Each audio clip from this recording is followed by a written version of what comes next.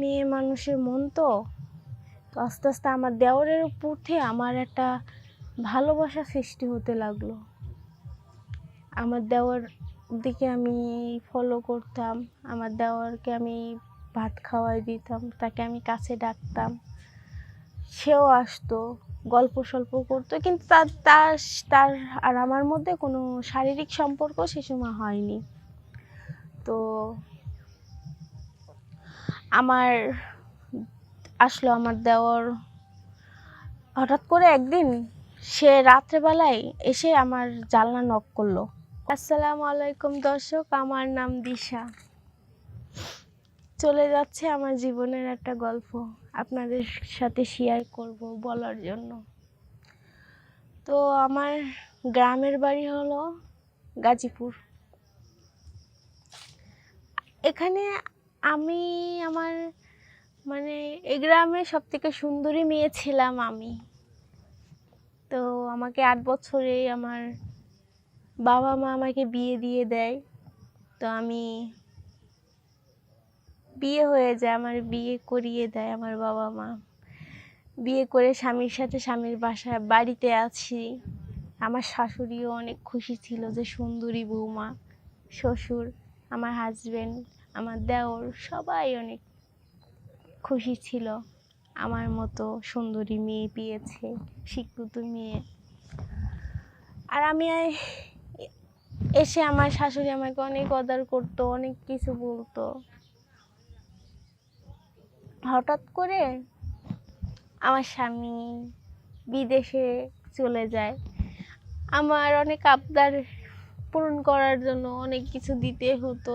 বুঝে নিত সুন্দরী মেয়েদের কত চাওয়া পাওনা। সেটার জন্য আমার স্বামী আমার পুরনো চাওয়া পাওয়া পূরণ করার জন্য বিদেশে চলে যায়। যাওয়ার পরে ওখানে অনেক দিন কথা হয় ফোনে, সে আমাকে অনেক ভালোবাসে, বিয়ে করে রেখে গিয়েছে, এই গল্প স্বল্প অনেক কিছু বলে। তো হঠাৎ করে আমার দেওর কেমন যেন, যতই হোক আমি ওকে আমার ছোট ভাইয়ের মতো দেখতাম। তো ওর আচরণ ব্যবহার কেমন যেন পাল্টে গিয়েছে, কেমন যেন করতো আমার সাথে। হঠাৎ করে এসে পিছন দিক থেকে আমাকে এমনভাবে ধরতো যেমন ওর ভাইও আমাকে ধরতো। আমি ভয় পেয়ে যেতাম। আমার শাশুড়ি সেটা ফলো করতো, দেখতো যেগুলা কি করছে। তো আমার শাশুড়ি কখনো কিছু বলেনি, আর আমি তেমন কিছু একটা মনে করতাম না, যেহেতু হোক আমার দেওর। তো একদিন আমি হঠাৎ করে আমি গোসল করছি, আমার দেওর ইচ্ছে করে কি না জানি না, হঠাৎ করে আমার বাথরুমে আমার কাপড় চোপড় খোলা ছিল, হঠাৎ করে সে আমার বাথরুমে ঢুকে যায়। সে আমাকে উলঙ্গ অবস্থায় আমাকে দেখে ফেলে। দেখার পরে সে ওখানে দাঁড়িয়ে থাকে। তো আমি লজ্জা পেয়ে শাড়িটা আবার আমি জড়িয়ে নিই।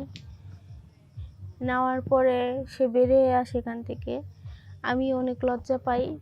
সেদিন সারাদিন আমি আমার দেওরের সাথে রাগ করেছিলাম, কথা বলিনি। আমার হাজব্যান্ড ফোন দিচ্ছিল, তার সাথেও কথা বলিনি। সারাদিন আমি আমার ঘরেই ছিলাম, খাওয়া দাওয়া করিনি। তো আমাকে আমার হাজব্যান্ড পরের দিন ফোন দিয়ে বলছে যে, কি হয়েছিল সুমাইয়া, তুমি কাল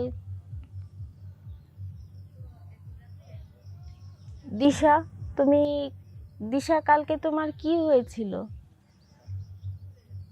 তো আমি বললাম যে কি আর হবে, কিছু না, এমনি মনটা ভালো ছিল না তো, এটার জন্য। তো বলল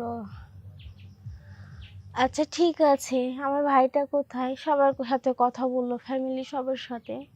তো হঠাৎ করে আমার দেওর এসে আমাকে বলল যে ভাবি ভালো আছে, ভাবির কথা মনে পড়ছে, দুষ্টামি ফাজলামি করলো। তো হঠাৎ করে আমার দেওর আমার ঘাড়ের পিছন দিয়ে হাত দিয়ে সে আমার বুকে টাচ করলো। তো আমি তাকে হাতটা সরিয়ে দিয়ে ফোনটা রেখে আমি আবার সেখান থেকে উঠে গেলাম। তো এইভাবে আস্তে আস্তে আমার দেওরের সাথে আমার একটা সম্পর্ক তৈরি হতে যাচ্ছিল।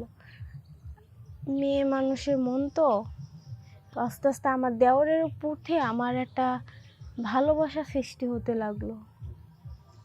আমার দেওর দিকে আমি ফলো করতাম, আমার দেওরকে আমি ভাত খাওয়াই দিতাম, তাকে আমি কাছে ডাকতাম, সেও আসতো, গল্প সল্প করতো, কিন্তু তার তার তার আর আমার মধ্যে কোনো শারীরিক সম্পর্ক সে সময় হয়নি। তো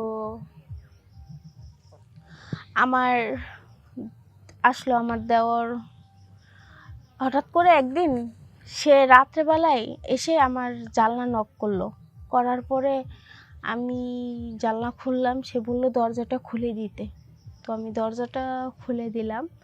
তো সব কিছু আমার শাশুড়ি জানতো, দেখতো, কিছু বলতো না। আমি দরজা খুলে দিলাম, সে রাত্রে আমার সাথে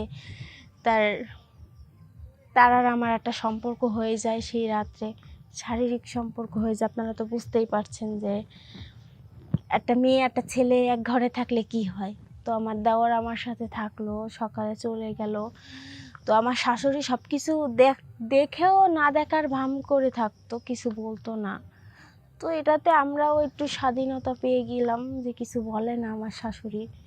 শ্বশুর বাড়িতে থাকতো না, মানে কিছুক্ষণের মতো আসতো, চলে যেত। শ্বশুর ততটা খেয়াল করতো না, আমার শাশুড়ি খেয়াল করতো, বাট আমার শাশুড়ি কিছু বলতো না।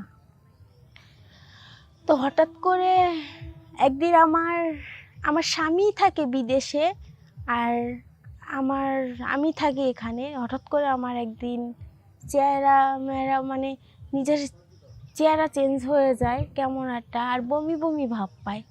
তো আমি ডাক্তারের কাছে পরীক্ষা করে জানতে পারি যে আমি প্রেগনেন্ট হয়ে গেছি। তো আমার শাশুড়ি তো সব কিছু জানে, সব কিছু বুঝে, আর আমার দেওরও তো সব কিছু জানে।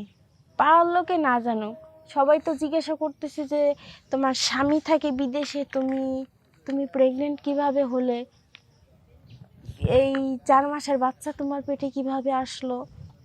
এই সবার, আমার বাবা মা, আমার নিজের বাড়ির থেকে মানে সবাই আমার উপরে চাপ দিচ্ছে। কিন্তু সে সময় আমার শাশুড়িও চুপ ছিল, আমার দেওরও চুপ ছিল। আমার হাজব্যান্ড তো আমাকে বলছে যে ওকে বাড়ির থেকে বের করে দাও, ওর মতো নোংরা মহিলার আমার দরকার নাই। তো আমি সবার সামনে বলেই দিলাম যে এই বাচ্চার বাবা আর কেউ না, আমি বাইরে কারোর সাথে কোনো খারাপ কিছু করিনি, আমার দেওর এই বাচ্চার বাবা। তো সবাই আমার দিকে তাকিয়ে বলল, দেওর মানে তুমি এত খারাপ। সে সময় আমার উপরে আরও খারাপ নজরে সবাই তাকাতে থাকলো।